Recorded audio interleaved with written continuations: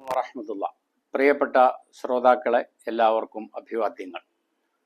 നമ്മുടെ ശശി തരൂര് ഏറ്റവും ഒടുവിൽ ഒരു ദേശീയ ദിനപത്രത്തിൽ എഴുതിയ ഒരു ലേഖനത്തിൽ വളരെ ഗുരുതരമായ ഒരു വിഷയം അദ്ദേഹം ഉന്നയിച്ചിട്ടുണ്ട്. അതായത് പ്രതിപക്ഷ എം പിമാർ, ലോക്സഭയിലെ പ്രതിപക്ഷ എം പിമാർ എന്ന് പറഞ്ഞാൽ ആരാ? കോൺഗ്രസിന്റെ, അദ്ദേഹത്തിന്റെ സ്വന്തം പാർട്ടിയായ കോൺഗ്രസിന്റെ എം പിമാരും RJDയുടെ എം പിമാരും അങ്ങനെയുള്ള ആളുകളൊക്കെ, അതുപോലെ CPMന്റെ എം പിമാരും ഒക്കെ നിരന്തരമായി ലോക്സഭാ നടപടികളെ തടസ്സപ്പെടുത്തുന്നു എന്നാണ് അദ്ദേഹം ആരോപിച്ചിട്ടുള്ളത്, ഉന്നയിച്ചിട്ടുള്ളത്. ഇത് ശശി തരൂരിന്റെ ഈ സമീപനം വളരെ ഒരു പുതിയ വാതായനമാണ് നമുക്ക് തുറന്നു തരുന്നത് എന്ന് അദ്ദേഹത്തിന്റെ ചില നടപടികൾ സൂചിപ്പിച്ചുകൊണ്ട് മുമ്പും ഞാൻ പരാമർശിച്ചിട്ടുണ്ട്. തീർച്ചയായും ശശി തരൂരിൽ നമ്മുടെ സുന്നികൾക്കും മുജാഹിദുകൾക്കും ഉദാത്തമായ ഒരു മാതൃകയുണ്ട്. എന്താണ് ആ മാതൃക എന്ന് വെച്ചാൽ, ഇടയ്ക്ക് നമ്മൾ ചില നോട്ടീസുകൾ കാണാറുണ്ട് നമ്മുടെ ഗ്രാമങ്ങളിലൊക്കെ. സുന്നിയിൽ നിന്ന് രാജിവെച്ച കുറെ ആളുകൾ പെട്ടെന്ന് മുജാഹിദിലേക്ക് മാറും. എന്നിട്ട് അവർ നോട്ടീസ് അടിച്ചിറക്കും, ഞങ്ങൾ എന്തുകൊണ്ട് മുജാഹിദായി. അതുപോലെ അപൂർവമാണെങ്കിലും കുറച്ചാളുകൾ മുജാഹിദീന്ന് തിരിച്ച് സുന്നിയിലേക്ക് വരും. യഥാർത്ഥത്തിൽ സുന്നിയിലേക്ക് അങ്ങനെ തിരിച്ചവരെ എടുക്കാൻ പാടില്ല. കാരണം വിറ്റ സാധനങ്ങൾ തിരിച്ചെടുക്കാൻ നിന്ന പുതിയ കച്ചവടം വല്ലതും നടക്കുമോ? പക്ഷെ എന്നാലും വളരെ മുമ്പ് അബൂ ഇസ്ഹാഖ് ഇസ്മായിൽ മൗലവി എന്ന് പറയുന്ന മുജാഹിദിലേക്ക് പോയ K ഉമർ മൗലവിയുടെ സഹപ്രവർത്തകനായിരുന്ന ഒരു മൗലവി തിരിച്ച് സുന്നിയിലേക്ക് വന്നു. പിന്നെ പയ്യന്നൂര് റഷീദ് മൗലവി മുജാഹിദ് വിട്ട് സുന്നിയിലേക്ക് വന്നു. പിന്നെ മലപ്പുറത്തും കണ്ടൊരു ബാവ മുജാഹിദായിരുന്നു, സുന്നിയിലേക്ക് വന്നിട്ടുണ്ട്.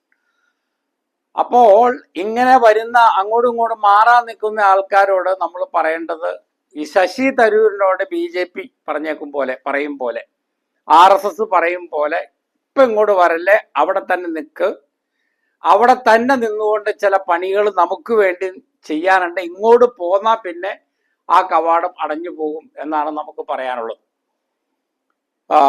ഗുജറാത്തിൽ ചെന്നപ്പോൾ രാഹുൽ ഗാന്ധി ഗുജറാത്തിലെ കോൺഗ്രസ്സുകാരോട് പറഞ്ഞത്, കോൺഗ്രസിനെ സജീവമാക്കാൻ കോൺഗ്രസ്സുകാർ ആദ്യം ചെയ്യേണ്ടത് കോൺഗ്രസിനുള്ളിലെ RSSകാരെ പുറത്താക്കുക എന്നുള്ളതാണ് എന്ന് പറയുകയുണ്ടായി.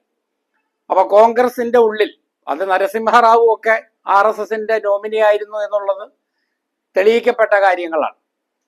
ഇതുപോലെ തങ്ങളുടെ എതിർചേരിയിലുള്ള ആരുമായിട്ടാണോ പോരാടിക്കൊണ്ടിരിക്കുന്നത് അവരുടെ കൂട്ടത്തിൽ തങ്ങളുടെ ആൾക്കാർ, തൻ്റെ ആൾക്കാർ ഉണ്ടാവുക എന്നുള്ളത്, അങ്ങനെയുള്ള കുറച്ച് ആൾക്കാരെ അവിടെ സൃഷ്ടിക്കുക എന്നുള്ളത് വലിയൊരു മിടുക്കാണ്. ഈ കേരളത്തിൽ നക്സലൈറ്റുകൾക്ക് എതിരെ മുമ്പ് കേരള പോലീസ് വളരെ പട നയിച്ചുകൊണ്ടിരുന്ന, അവരെ വേട്ടയാടിക്കൊണ്ടിരുന്ന കാലഘട്ടത്തിൽ അന്ന് പോലീസിനെ നിയന്ത്രിച്ചിരുന്നത്, പോലീസിന്റെ തലപ്പത്തുണ്ടായിരുന്നത് ജയറാം പടിക്കലാണ്. അപ്പൊ ആ ജയറാം പടിക്കൽ പിന്നീട് പറഞ്ഞിട്ടുണ്ട്, നക്സൽ പ്രസ്ഥാനത്തിൽ എൻ്റെ കുട്ടികളുണ്ടായിരുന്നു.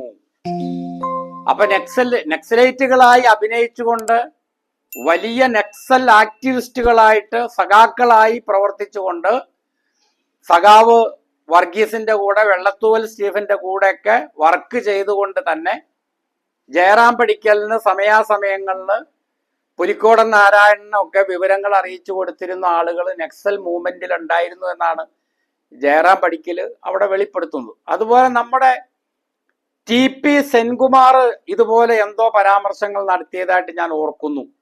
അതായത് മുസ്ലിം സംഘടനകളിലെ വളരെ പുരോഗമനവാദികളായിട്ടുള്ള ആളുകൾ എല്ലാ മുസ്ലിം സംഘടനകളിലും ഉണ്ട്, അവർ തനിക്ക് വിവരങ്ങൾ തരാറുണ്ടായിരുന്നു എന്ന് നമ്മുടെ റിട്ടയർഡ് DGP സെൻകുമാറും പറഞ്ഞതായിട്ട് എൻ്റെ ചെറിയൊരു ഓർമ്മയുണ്ട്. അപ്പൊ നമ്മുടെ സുന്നികളും മുജാഹിദുകളും ഇത് മാതൃകയാക്കണം. ഇനി രാജിവെച്ച് ഇവിടെ നിന്ന് അങ്ങോട്ടും അവിടെ നിന്ന് ഇങ്ങോട്ടും പോക്ക് നിർത്തണം. പോയിട്ടും വലിയ കാര്യമൊന്നുമില്ല.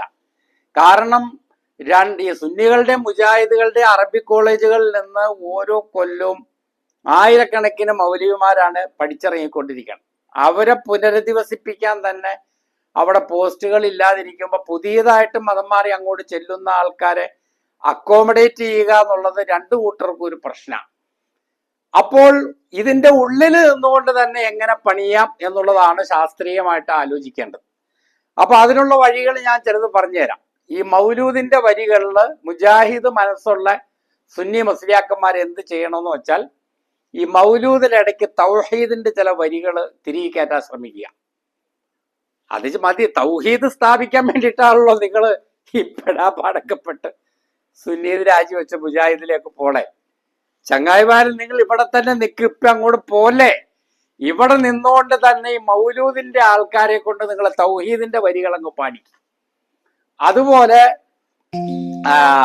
മുജാഹിദാണ്, അപ്പൊ മറിച്ചും ചെയ്യാവുന്നതാണ്. അതായത് സുന്നിയാണ് ശരി എന്ന് തിരിച്ചറിയുന്ന വെളിപാടുണ്ടാവുന്ന മുജാഹിദിലുള്ള ആൾക്കാർ എന്ത് ചെയ്യണം? മുജാഹിദിൽ നിന്നുകൊണ്ട് കൂടോത്രം, പിഞ്ഞാണെഴുത്ത്, ഉറുക്ക്, ജിന്ന് അടിച്ചിറക്കല്, സിഹർ, ഇങ്ങനെയുള്ള പരിപാടികള് മുജാഹിദിൽ തന്നെ അത് കുറച്ച് ആളുകൾ അതിനു വേണ്ടി മെനക്കെട്ടിട്ട് അത് വിജയിച്ചു കേട്ടോ.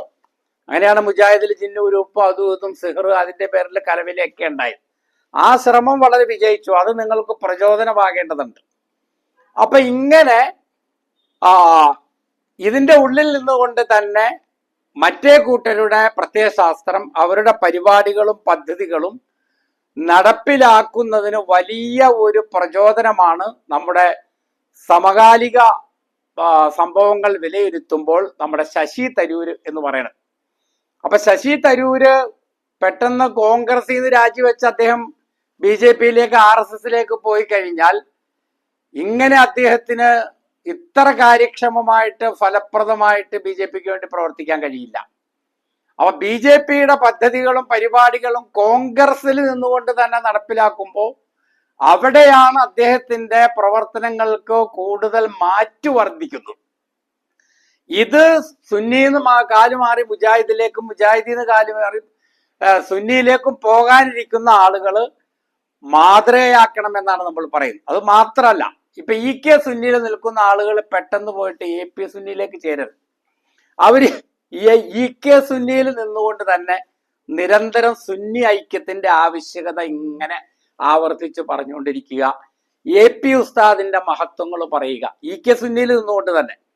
അതുപോലെ EK സുന്നിയില് ഷജറ, ഹജറ, നളന്ത, സുഹാബി, ഇതുപോലെ പല വിഭാഗങ്ങളുണ്ടല്ലോ. ഇത് ഒന്നും കൂടി പുഷ്കലമാക്കുന്നതിൽ വളരെ നിസ്തലമായ സംഭാവനകൾ നൽകാൻ നിങ്ങൾക്ക് കഴിയും. അപ്പോ നിങ്ങൾ AP സുന്നിയിലേക്ക് ചെന്ന് കഴിഞ്ഞാൽ തീർന്നു. കാരണം അവിടെ AP സുന്നിയില് അവിടെ ഓരോരുത്തരും ഓരോ തസ്തികകളിലും ഓരോ പോസ്റ്റുകളിലും ഓരോ പരിപാടികളൊക്കെ ആയിട്ട് ഇരിക്കുക. നിങ്ങൾ അങ്ങോട്ട് ചെന്ന് കഴിയുമ്പോൾ നിങ്ങളെ എവിടെ കൊള്ളിക്കണം എന്നുള്ളൊരു തലവേദന അവർക്ക് വരും. അപ്പൊ അതിന് ഇട കൊടുക്കാതെ ഇതിൽ നിന്നുകൊണ്ട് തന്നെ അതിനു വേണ്ടി പ്രവർത്തിക്കുക. നിരന്തരമായിട്ട് അവർക്ക് ഇഷ്ടപ്പെടുന്ന മുദ്രാവാക്യങ്ങൾ ഇവിടെ നിന്നുകൊണ്ട് നിങ്ങൾ ഉയർത്തുകയും അത്തരം ആശയങ്ങൾ നിങ്ങൾ ഉദ്ഘോഷിക്കുകയും ചെയ്യുമ്പോൾ നിങ്ങളുടെ പ്രവർത്തനങ്ങൾ കൂടുതൽ സഫലമാവുകയാണ്, കൂടുതൽ ഫലദായകമാവുകയാണ്. ഇത് CPM-ൽ നിൽക്കുന്ന ചില ആളുകളുണ്ടല്ലോ. CPM-ൽ നിന്നുകൊണ്ട് പ്രത്യേകിച്ചും പാനൂർ ഏരിയ, കണ്ണൂർ ജില്ലയിലെ ഇതര പ്രദേശങ്ങള് മാത്രമല്ല ദേശീയ അടിസ്ഥാനത്തിൽ തന്നെ CPM-ന്റെ ഒരു ദേശീയ നേതാവ് അദ്ദേഹം ഈ അടുത്ത കാലത്ത് പറഞ്ഞല്ലോ, ഈ കേന്ദ്ര സർക്കാർ ഒരു ഫാസിസ്റ്റ് സർക്കാരല്ല, ഇടയ്ക്ക് ഫാസിസത്തിന്റെ ചില ലക്ഷണങ്ങൾ കാണിക്കുന്നുണ്ട് എന്ന് മാത്രമേ ഉള്ളൂ എന്ന് പച്ചയ്ക്ക് പറഞ്ഞു CPM-ന്റെ ഒരു ദേശീയ നേതാവ്. അത് വലിയൊരു സംഭവമല്ലേ? കാരണം CPM എന്ന് പറഞ്ഞാൽ വളരെ പ്രത്യയശാസ്ത്ര നിബദ്ധമായ ഒരു പാർട്ടിയാണ്. ആ പാർട്ടിയുടെ പോളിറ്റ് ബ്യൂറോയിൽ അല്ലെങ്കിൽ അതിന്റെ കേന്ദ്ര സെക്രട്ടേറിയറ്റിൽ നിന്നുകൊണ്ട് അല്ലെങ്കിൽ അതിന്റെ ദേശീയ നേതൃത്വത്തിൽ നിന്നുകൊണ്ട് RSSന്റെ BJPയുടെ കേന്ദ്ര സർക്കാരിന്റെ പരിപാടികളെ, പദ്ധതികളെ ലഘൂകരിക്കുന്ന, അതിന്റെ ഗൗരവം കുറച്ച് കാണിക്കുന്ന രീതിയിലുള്ള ഒരു ഉത്ബോധനം, ഒരു പരാമർശം നടത്താൻ കഴിയുക എന്നുള്ളത് അത് RSSലേക്ക് ചെന്നാൽ തീർന്നു. കാരണം RSSല്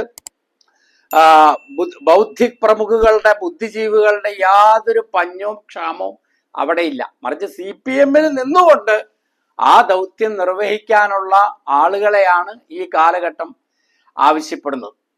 അപ്പൊ അതുകൊണ്ട് ഈ സംഘടനാ രീതിശാസ്ത്രങ്ങൾ മാറിയ ഈ കാലഘട്ടത്തിന്റെ ചുവരെഴുത്ത് വായിച്ച് സുന്നിയിൽ നിന്ന് മുജാഹിദിലേക്ക്, മുജാഹിദിൽ നിന്ന് സുന്നിയിലേക്ക്, അല്ലെങ്കിൽ മുജാഹിദിൽ നിന്ന് ജമാഅത്തെ ഇസ്ലാമിയിലേക്ക്. ഇപ്പൊ മുജാഹിദും ജമാഅത്തെ ഇസ്ലാമിയും തമ്മിലുള്ള വ്യത്യാസം എന്താണ്? ഇബാദത്ത് എന്ന വാക്കിന് മൂന്നർത്ഥമാണ് ജമാഅത്തെ ഇസ്ലാമിക്കുള്ളത്. അടിമവേല, ആരാധന, അനുസരണം, ഇങ്ങനെ മൂന്നർത്ഥം. മുജാഹിദുകൾക്ക് ഒറ്റ അർത്ഥമുള്ളൂ, ആരാധന. മുജാഹിദുകൾക്ക് ഒറ്റ അർത്ഥം ഇബാദത്തിന്, ജമാഅത്തെ ഇസ്ലാമിക്ക് മൂന്നർത്ഥം. അപ്പോൾ പെട്ടെന്നൊരു മുജാഹിദിന് തോന്നുവാണ് ഇബാദത്തിന് മൂന്നർത്ഥം, ഒരർത്ഥം പോരാ, മൂന്നർത്ഥം വേണം എന്ന് തോന്നിയാല് ഉടനെ ജമാഅത്തെ ഇസ്ലാമിയിലേക്ക് രാജിവെച്ച് പോകരുത്. ആ ബോധ്യപ്പെട്ട മൂന്നർത്ഥം മുജാഹിദിന്റെ ഉള്ളിൽ നിന്നുകൊണ്ട് തന്നെ പരമാവധി ഇസ്ലാഹി പ്രവർത്തകരെ എങ്ങനെ പഠിപ്പിക്കാം എന്നുള്ളതാണ് ആലോചിക്കേണ്ടത്. പിന്നെ സുന്നികളെ സംബന്ധിച്ചിടത്തോളം ഇബാദത്തിന് ഇപ്പൊ ഒരർത്ഥം ഇല്ലെങ്കിൽ കുഴപ്പമില്ല. നമ്മുടെ ഈ പരിപാടികളെല്ലാം, ആചാരങ്ങളും അനുഷ്ഠാനങ്ങളും എല്ലാം പാരമ്പര്യ രീതിയിൽ നടന്നു പോകണം. ഇബാദത്തിന് ഒരർത്ഥവും പറഞ്ഞില്ലെങ്കിലും ഇബാദത്തിന് ഇബാദത്ത് എന്ന് തന്നെ അർത്ഥം പറഞ്ഞാൽ മതി.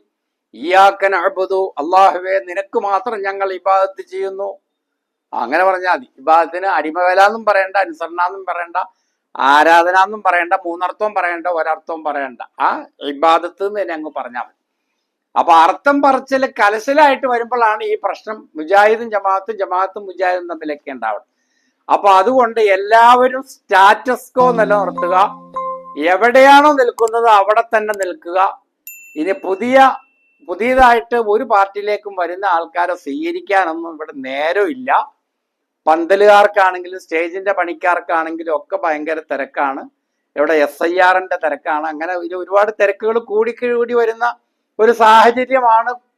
കുറയാൻ പോണില്ല. ലാ യഅതി അലൈക്കും യൗമുൻ ഇല്ലാ വബഅദഹു ശർറും മിൻ ദാലിക്. നിങ്ങളുടെ മേൽ ഒരു ദിനവും വരികയില്ല അതിനുശേഷമുള്ളത് അതിനേക്കാൾ സങ്കീർണമായിട്ടല്ലാതെ എന്നാണ്. അപ്പൊ അതുകൊണ്ട് അവിടെ നിൽക്കുന്ന ആരും ഇങ്ങോട്ട് ഇപ്പൊ വരല്ലേ, അവിടെ തന്നെ നിൽക്ക് എന്നാണ് എല്ലാവരോടും ഈ വൈകിയ വേളയിൽ പറയാനുള്ളത്.